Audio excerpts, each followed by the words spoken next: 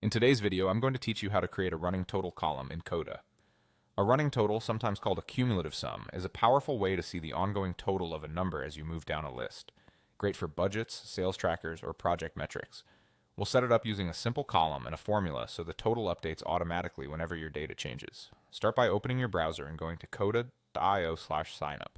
If you already have an account, this page also links you to the sign-in flow, so go ahead and log in with your usual method. Once you're in, open your Coda doc. You can pick it from your recent docs or search for the one that contains the table you want to work with. Head to the table where your numeric values live. Typically, this might be a column like amount, cost, or hours. Make sure you know which column holds the number you want to accumulate. Next, click the plus sign labeled Add Column at the far right of the table. If you don't see it immediately, scroll horizontally until that plus button appears. As soon as the new column is added, name it Running Total. Clear descriptive names make your doc easier to read and maintain later. Now click the header of the Running Total column to open its settings and choose Formula. This brings up the formula editor where we'll define how the running total is calculated. Paste your running total formula here.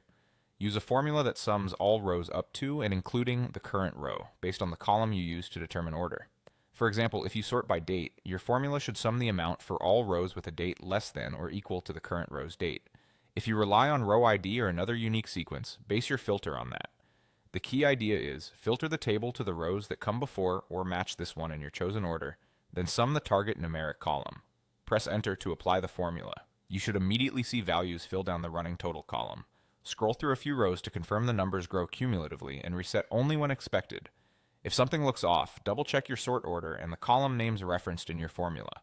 Also ensure the running total column is set to a numeric type so formatting is consistent. As a tip, once this is working, try adding a new row or changing a value in your source numeric column. The running total should update instantly. That's it, you now have a clear dynamic running total in your Coda table.